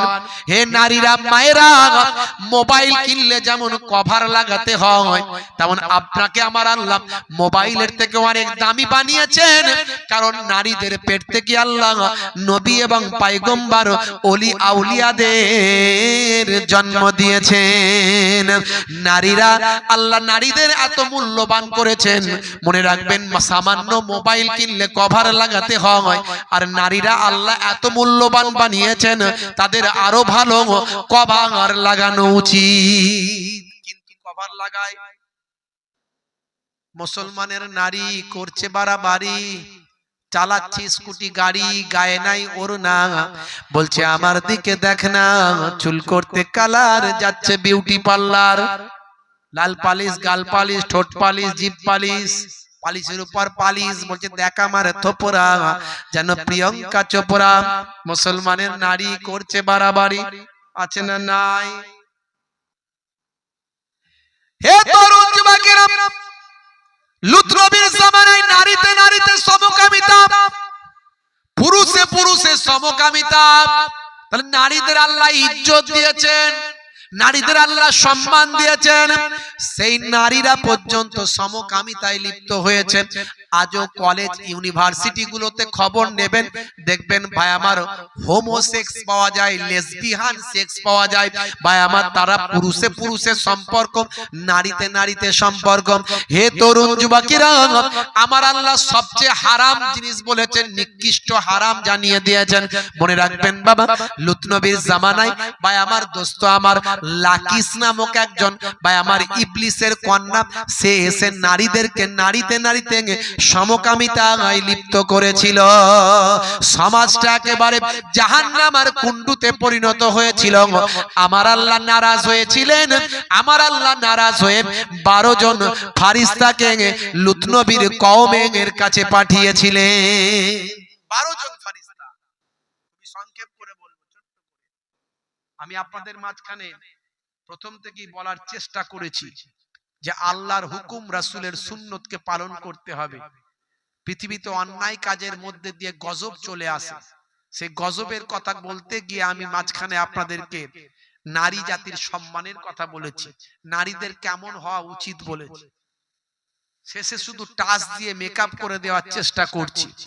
বন্ধুরা আমার, তরুণ যুবকেরা আমার, মাঝখানে সুদখোর, ঘুষখোর, জেনাখোর, ব্যভিচারখোর, এই সমস্ত অন্যায় কাজ থেকে দূরে থাকতে বলেছি। সাচ্চা মুসলমান কেমন করে হবেন সেটা বলেছি। বেশি লম্বা চওড়া নয়, ছোটর উপরে 1 ঘন্টা, 1.5 ঘন্টা, 2 ঘন্টা যথেষ্ট। যদি শোনার মতো শোনেন, বোঝার মতো যদি বোঝেন, সারা সারা রাত ধরে ওয়াজ হচ্ছে, হুজুর অনেক বুঝিয়ে যাচ্ছে, আমি যেমনকে তেমন রয়ে গেলাম। দেখবেন মাঝে মাঝে আমার আপনার ঘরের এক একটা ছেলে একটু খুব সাদাসিধে ছেলে হয়, হয় কি হয় না? একটু একটু একদম এলা ভোলা টাইপের, লেলা ভোলা টাইপের, যা বলবে তাই, আছে না নাই? মা কিন্তু বেশি ভালোবাসে, মায়ের নারী ছেঁড়া সন্তান তো, মা বিয়ে দিয়েছে, মা বিয়ে দিয়েছে, তোর বিয়ে দেবো দাঁড়া, বিয়ে দিয়েছে। বিয়ে দেওয়ার পরে সবকিছু মিটে গেছে, জামাই এবার নতুন শ্বশুর বাড়ি যাবে। জামাইকে মা শিখিয়ে দিচ্ছে আমার ছেলে যেন বিপদে না পড়ে, ছেলেকে মা শিখিয়ে দিচ্ছে আমার ছেলে যেন বিপদে না পড়ে। তাই তুই আগে গিয়ে কয়েকটা কথা শুনে রাখ, এইগুলো মেনে চলবি। কি কথা মা? না, তোর শ্বশুরের খুব শরীর অসুস্থ, আগে গিয়ে বলবি আব্বা কেমন আছো। আগে গিয়ে জিজ্ঞাসা করবি 1 নাম্বার, আব্বা কেমন আছো? তো শ্বশুর নিশ্চয় বলবে ভালো আছি, তুই তখন বলবি এটাই তো কাম্য, এটাই তো কাম্য। এটা 1 নাম্বার। আর 2 নাম্বার জিজ্ঞাসা করবি আব্বা কি ওষুধ খাচ্ছ? তো শ্বশুর 2-1টা ওষুধের নাম টাম বলবে, তুই বলবি হ্যাঁ আব্বা খুব ভালো, খুব ভালো, তাড়াতাড়ি সুস্থ হয়ে যাবে, খুব ভালো। এই 2 নাম্বার মনে রাখিস। আর 3 নাম্বার, তো শ্বশুরকে জিজ্ঞাসা করবি আব্বা কোন ডাক্তার দেখাচ্ছ? একটা ডাক্তারের নাম বলবে, তুই বলবি খুব ভালো ডাক্তার, খুব ভালো ডাক্তার, তাড়াতাড়ি ঠিক হয়ে যাবে। এই 3টে কথা মনে রাখবি বাবা, মান সম্মান নষ্ট করিস না। ছেলে ফুল পিকআপে, জিন্সের প্যান্ট, টাইট ফিটিং গেঞ্জি, চোখে চশমা, হাতে ঘড়ি, মিষ্টি ঠোঙা নিয়ে ইন করে একদম বুক ফুলিয়ে হাঁটতে হাঁটতে বেরিয়ে যাচ্ছে, শ্বশুর বাড়ি যাচ্ছে। শ্বশুর বাড়ি যাওয়ার পরই সোজা কোনো কথা না বলে আগে মা বলে দিয়েছে শ্বশুরের সঙ্গে দেখা করতে, সোজা শ্বশুরের কাছে। শ্বশুরের কাছে গিয়ে দেখে শ্বশুরের অবস্থা খুব খারাপ। শ্বশুরের অবস্থা কি? খুব খারাপ, বাড়াবাড়ি, মানে এই মরে মরে অবস্থা। তো শ্বশুর চিৎকার চেঁচামেচি করার মতো অবস্থা, এমন খুব বাজে অবস্থা। গিয়ে তখন গিয়ে জিজ্ঞাসা করছে আব্বা কেমন আছো? আব্বা কেমন আছো? বলছে মরে গেলেই ভালো হয়। বলছে খুব ভালো, খুব ভালো, এটাই তো কাম্য, এটাই তো কাম্য। আবার জিজ্ঞাসা করেছে আব্বা কি ওষুধ খাচ্ছ? বলছে বিষ। বলছে খুব ভালো ওষুধ, তাড়াতাড়ি ঠিক হয়ে যাবে, তাড়াতাড়ি ঠিক হয়ে যাবে। 3 নাম্বার আবার জিজ্ঞাসা করেছে আব্বা কোন ডাক্তার দেখাচ্ছ? বলছে জম। বলছে খুব ভালো ডাক্তার, খুব ভালো ডাক্তার। শ্বশুর বলছে কি হতভাগা জামাই নিয়ে পড়লাম রে বাবু। সারা রাত ওয়াজ শুনে সকালে দেখে দড়ি। হুজুর তুই যত বলবি বল, কান করেছি হাওড়ার পোল, এদিক দিয়ে ঢুকবে, এদিক দিয়ে বেরিয়ে যাবে। সারা জীবন ওয়াজ শুনছে, সুদ খাওয়া ছাড়তে পারলো না। সারা জীবন ওয়াজ শুনছে, এখনো পাক্কা নামাজি হতে পারলো না। সারা জীবন ওয়াজ শুনছে, জানে যে কোন সময় পটল ডাঙ্গায় চলে যাব কোনো ঠিক নাই, বাবা একটু আল্লাহ ওয়ালা হয়ে যায়, ভালো হয়ে যায়, এখনো তা হলো না। কি লাভ হলো বলেন? বন্ধুরা আমার, খুব সংক্ষেপে বলি, একটু মাথায় রাখার চেষ্টা করুন। হে তরুণ যুবকেরা, হে আমার বন্ধুরা, আমার আল্লাহ নারাজ হয়ে গেলেন। সেই জামানায় 12 জন ফারিস্তাকে মানুষের সূরাতে পাঠালেন। হযরতে ইব্রাহিম নবীর ভাতুষপুত্র হলেন হযরতে লূত আলাইহিস সালাম। হযরতে লূত আলাইহিস সালাম ইব্রাহিমী দিন প্রথম গ্রহণ করেছিলেন। বাবা, হে তরুণ যুবকেরা, হে আমার মুরব্বিয়ানেরা, শুনে রেখে দিন বাবা, জেনে রেখে দিন বাবা, প্রথম 12 জন ফারিস্তা হযরতে ইব্রাহিম নবীর বাড়িতে গিয়ে হাজির হলেন। ইব্রাহিম নবী মেহমানদারি বড্ড ভালোবাসতেন। যেদিনে মেহমান বাড়িতে আসতো না, সেদিনে তিনি রোজা রেখে কাটিয়ে দিতেন। আর যেদিনে মেহমান আসতো, সেদিনে তিনি মেহমানের সঙ্গে ভাই আমার মেহমানদারি করতেন। হে তরুণ যুবকেরা, হে আমার বন্ধুরা, শুনে রেখে দিন বাবা, জেনে রেখে দিন বাবা, 12 জন ফারিস্তা গিয়ে মানুষের সূরাতে ইব্রাহিম নবীর বাড়িতে গিয়ে হাজির। ইব্রাহিম নবীকে গিয়ে বললেন, ইয়া নবী আল্লাহ, হে জাতির পিতা, হে হযরত ইব্রাহিম, আমাদেরকে আমার আল্লাহ পাঠিয়েছেন, মানুষের সূরাতে আমরা এসেছি, সুন্দর যুবকের চেহারায় আমরা এসেছি, সুন্দর মিষ্টি চেহারায় আমরা এসেছি, কিন্তু আমরা মানুষ নয়, আমরা হলাম আল্লাহর মালাইকা ফারিস্তা। আমার বাড়িতে মেহমানদারি হন। সবাইকে মেহমানদারি করালেন ইব্রাহিম নবী।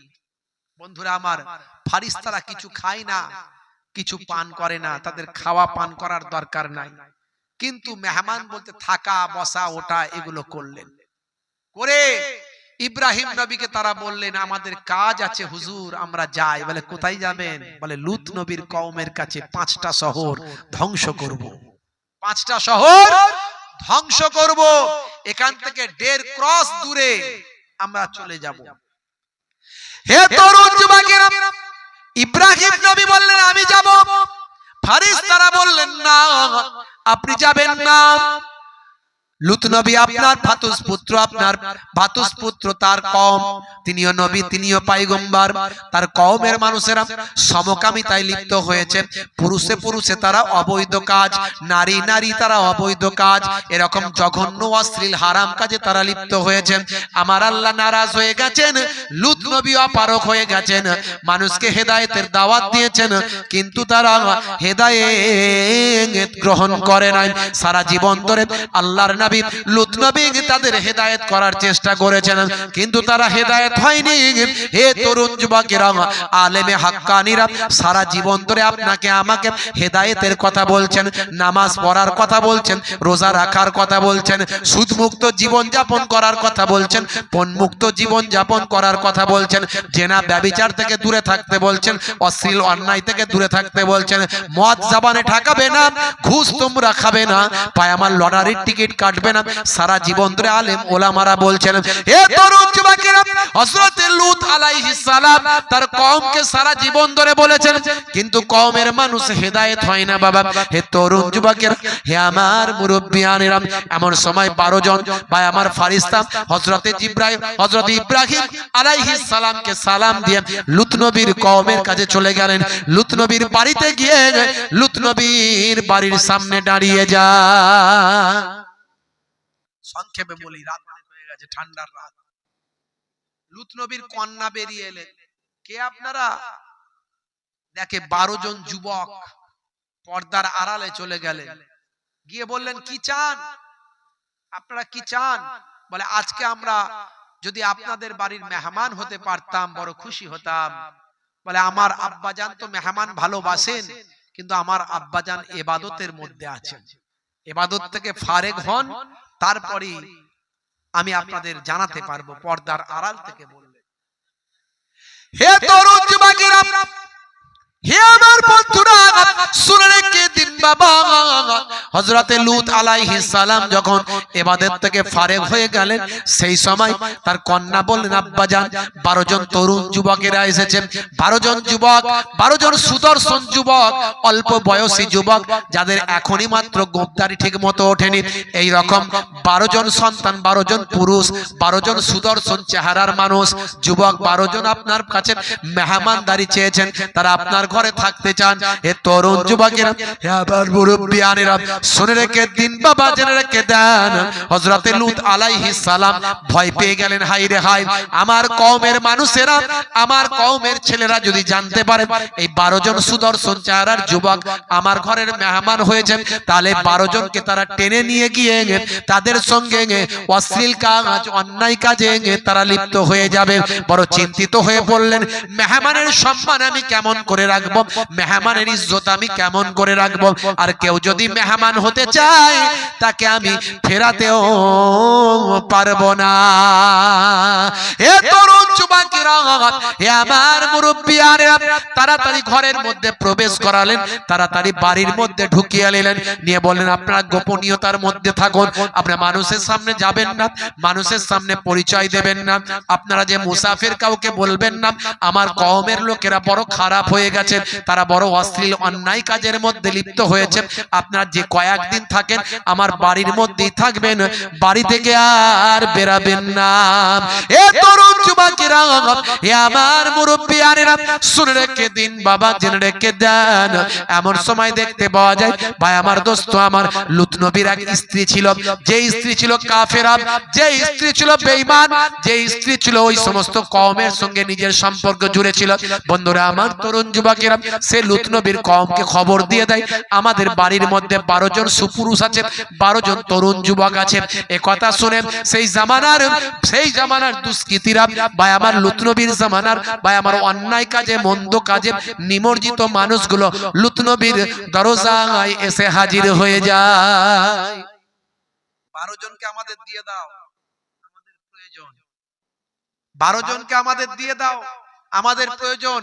লুত নবী বারবার তাদের সঙ্গে মোকাবেলা করছেন, বাক বিতণ্ডায় জড়াচ্ছেন, ডিবেট করছেন, এরা আমার মেহমান, বেয়াদবি করো না, বেরিয়ে যাও। তারা দরজা ভাঙাভাঙি করতে শুরু করল। হে তরুণ যুবকেরা, এমন সময় 12 জন ফেরেশতা লূত আলাইহিস সালাতু ওয়াস সালামকে বললেন, চিন্তা করবেন না হে নবী লূত, আপনি আমাদেরকে মানুষ ভাবছেন, আমাদের কাছে কাকুতি মিনতি করছেন, আমাদের সম্মান বাঁচানোর চেষ্টা করছেন, আমাদের ইজ্জত বাঁচানোর চেষ্টা করছেন। হে নবী লূত, আপনি আমাদের জানেন না, আপনি আমাদের চেনেন না, আমরা কোনো মানুষ নয়, আমরা হলাম আল্লাহর মালাইকা ফেরেশতা। আপনি কিছু চিন্তা করবেন না, আপনি কিছু ভাববেন না, আপনার জালেম কওমকে ধ্বংস করার জন্যই আমার আল্লাহ আপনার কাছে পাঠিয়ে দিয়েছেন। হে তরুণ যুবকেরা, হে আমার মুরব্বিয়ানেরা, এমন সময় যখন তার কওমের মানুষেরা জোর করে বাড়ির মধ্যে ঢোকার চেষ্টা করল, সেই সময় হযরতে জিবরাইল ফেরেশতা তাদের মধ্যে ছিলেন। জিবরাইল ফেরেশতা এমন একটা ফুৎকার দিলেন, এমন একটা ফু দিলেন, দেবার সঙ্গে সঙ্গে তাদের মুখমণ্ডল চেহারার বিকৃতি হলো, তাদের নাক আর নাক রইল না, কপাল আর কপাল রইল না, মুখ আর মুখ রইল না, গাল আর গাল রইল না, সব বেঁকে টেরে একেবারে বাজে অবস্থা হয়ে গেল। এক একটা আয়নার সামনে দেখলে আমার চেহারা দেখলে দেখবেন মুখের বিকৃতি হয়, সেরকম বিচ্ছিরি মুখ হয়ে গেল, চেহারা খানা বাবা তাদের বসে গেল, চেহারা খানা তাদের প্লেন হয়ে গেল। হে তরুণ যুবকেরা, তারা অস্থির হয়ে পড়লাম, তারা ক্ষমা প্রদর্শন করলাম, তারা ক্ষমা চাইতে লাগলো। আবার হযরতে জিবরাইল আলাইহিস সালাম তাদেরকে ফু দিয়ে দিলেন, দিয়ে তাদের হেদায়েতের কথা বললেন। বলার সঙ্গে সঙ্গে ভাই আমার তারা ভাই আমার চেহারাটা তাদের আগের মতো হয়ে গেল, কিন্তু তাদের পরিচয়টা তিনি গোপন রাখলেন। তারা যে ফেরেশতা এটা তারা গোপন রাখলেন, বরং তাদের হেদায়েতের কথা বললেন, কিন্তু তারা হেদায়েত হলো না। পরক্ষণে আবার তারা এসে হাজির হলো, কিছু সময় পর আবার দলবল মিলে তারা আবার এসে হাজির হলো, আবার জিবরাইল ফেরেশতা ফু দিলেন, আবার তারা বিকৃত হয়ে গেল। হে তরুণ যুবকেরা, এইভাবে তিনবার হযরতে জিবরাইল ফেরেশতা তাদেরকে ফু দিয়ে বিকৃত করে দিয়েছিলেন, কিন্তু তারা চতুর্থবার তারা ঠিক করলো রাস্তা তারা কেটে ফেলবে, খুঁড়ে ফেলবে, রাস্তা দিয়ে কাউকে যেতে দেবে না। এইভাবে তারা অন্যায় অত্যাচার অবিচার কাজের মধ্যে লিপ্ত হয়ে গেল। ওই 12 জনের বিরুদ্ধে তারা ক্ষুব্ধ হয়ে গেল, তারা রাস্তাখানা অবরোধ করতে শুরু করলো, রাস্তা কেটে ফেলতে শুরু করলো, রাস্তা তাকে মানুষকে পাস করতে দেবে না, এটা ঠিক করলো।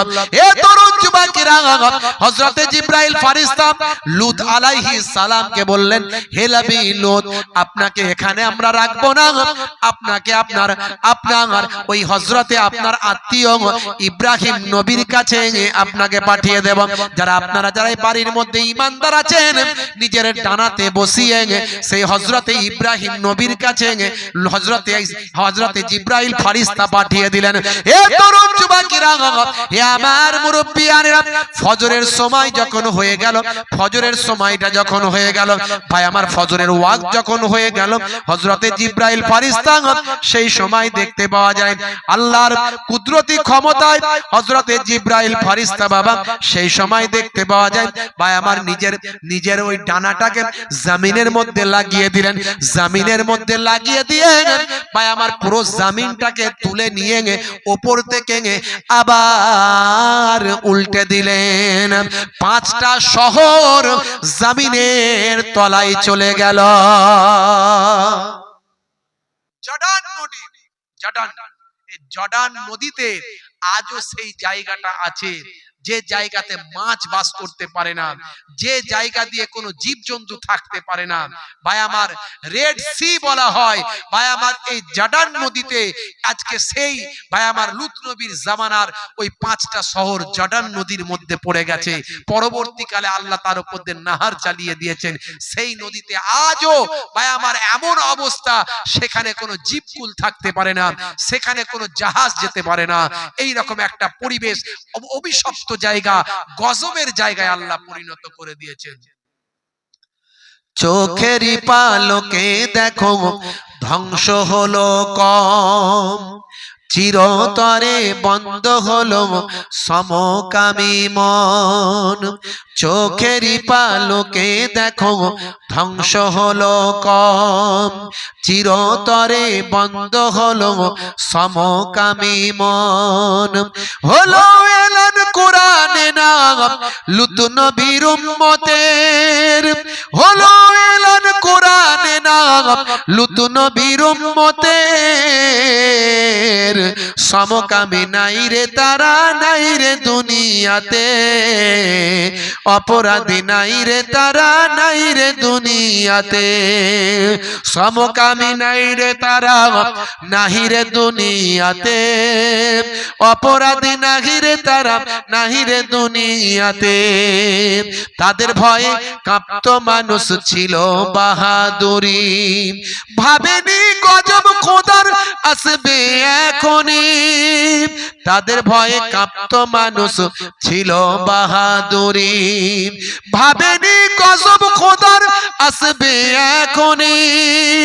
হুসাইনি বলে সবার, হুসাইনি বলে সবার, রশিটা দিলে খোদা পারবে না থামাতে। সমকামী নাই রে তারা, নাই রে দুনিয়াতে, অপরাধী নাই রে তারা, নাই রে দুনিয়াতে। সমকামী নাই রে তারা, নাহি রে দুনিয়াতে, অপরাধী নাহি রে তারা, নাহি রে দুনিয়াতে। হযরতে লূত আলাইহিস সালাম জিজ্ঞাসা করেছিলেন তাদের অবস্থা কি? বলে তাদের জামিনে ঢুকিয়ে দিয়েছি, তাদের জামিনের ভিতরে ঢুকিয়ে দিয়েছি। বলে কতটা জামিনের ভিতরে ঢুকিয়েছেন? ফেরেশতা জিবরাইল আলাইহিস সালাম বলেন 7 তবক জামিনের নিচে তাদের ঢুকিয়েছি। ওই 7 তবক জামিনের নিচে হাবিয়া নামক জাহান্নামায় তারা প্রবেশ করেছে। বন্ধুরা আমার, পাপ থেকে সরে আসুন, অপরাধ থেকে সরে আসুন, আল্লাহ ওয়ালা হয়ে যান, পরেজগার হয়ে যান। আজ থেকে ওয়াদা করুন, নামাজ ছাড়বেন না, 5 ওয়াক্ত নামাজি হয়ে যান। রাসূলের সুন্নত, সবচেয়ে বড় সুন্নতটা হলো দাড়ি, ছোট হোক আর বড় হোক দাড়িটা রাখুন। আজ দাড়ি ছোট আছে, কাল বড় হয়ে যাবে।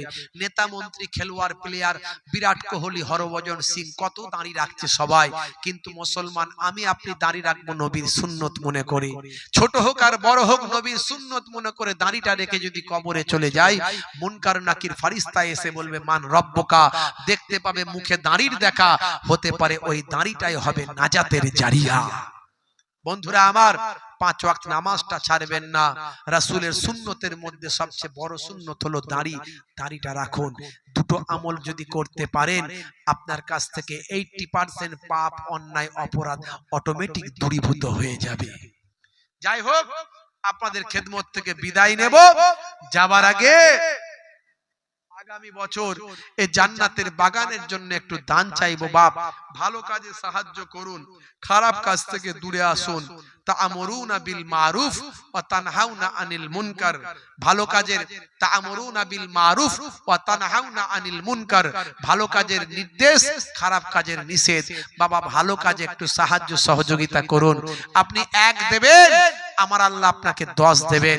এটা কোরআনের মধ্যে আল্লাহ বলেছেন, মান জাআ বিল হাসানাতে ফালাহু আসরু আমসালিহা। বান্দা 1 দিবি,